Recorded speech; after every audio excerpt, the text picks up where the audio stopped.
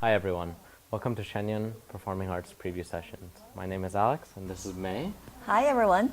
The Chinese New Year is coming up at the end of January, early February, not too far from the Persian New Year, actually. And there is a significance to each of the animals that are associated to the Chinese New Year. There are 12 animals total on the zodiac. Exactly. And can you tell me what this year's is, May? This year is the year of the snake. And what about next year? The year of the horse, I think. Okay, and what is the significance of each of these? Well, it is like astrology. Each person comes to take on certain qualities of the animals he's associated with. For instance, if you're born in the year of the snake, you are cool-headed, philosophical, and a bit stingy when it comes to money lending. All right, and those born in the year of the horse are open-minded, cheerful, and fast-paced. And sociable, yeah, exactly. Okay, so Shen Yun will be in town March 11th to the 24th in Nokia Theater, Segerstrom Hall in Orange County, Santa Barbara, and Thousand Oaks.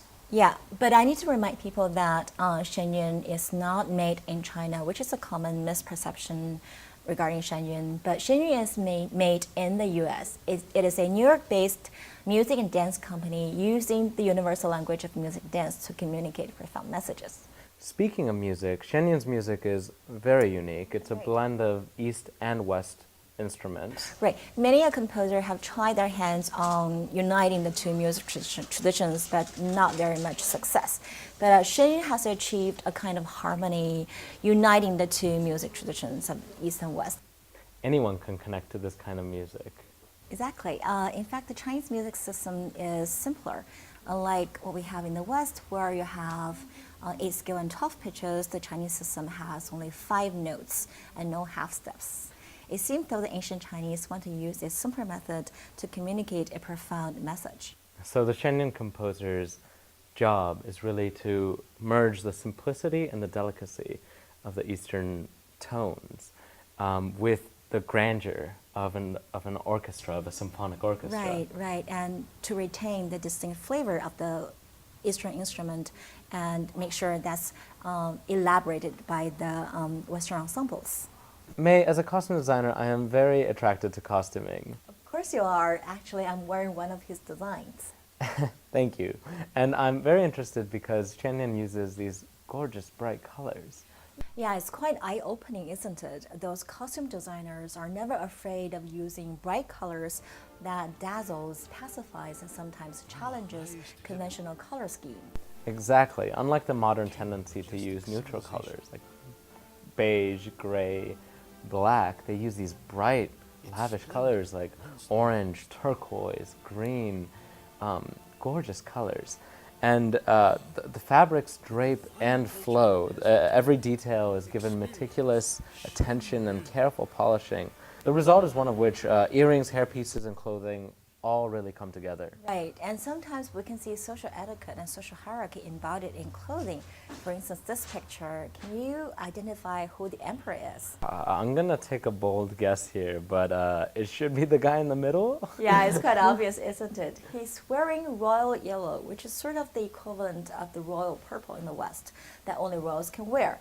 And usually dragons or clouds or symbols representing heaven are woven or printed onto royal clothing.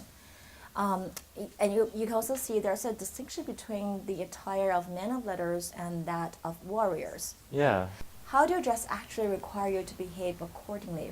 I've noticed in addition to depicting historical dynasties, Shen Yun incorporates a diversity of regions and ethnic traditions. For instance, the subtropical South and the Tibetan plateau. Which is also incorporated in clothing, right? So those southerners living by the river or by lush vegetation would use a lot of green color. Their costumes are as green as lotus leaves. And Tibetans like to wear fur to ward off the cold, the biting cold. Right, those guys also wear those long sleeves covering their hands. And in dancing, they use the sleeves in dance movements. Yeah, there's a lot of sleeve dancing, and they use these sleeves and ribbons almost like props. Exactly. Ribbons are also part of the regalia of those heavenly maidens, which is also a symbol of their light, ethereal quality. Here we have lots of examples in which fabric and clothing enhance the movement and help make the story. And it's so impressive because it's part of the entire rhythm of the set. You see these cascading sleeves, creating beautiful movement. Right, and the dancers are really dignified in those big sleeves, and the whole dance is oriented around the big sleeves, the posturing, the shaping, and how dancers look in those sleeves. This is all so refreshing. Sleeve dancing, handkerchief dancing, ribbon dancing, fan dances. As far as I can recall, only some Oriental traditions could resort to clothing and accessories. It's props. Spectacular. It's gorgeous. Our time is up. Remember, Shen Yun, this world-class, world-renowned dance and music group, will be in town from March 11th to the 24th. It will be greatly entertaining and super inspiring, I promise. For more information, visit laspectacular.com for Shen Yun.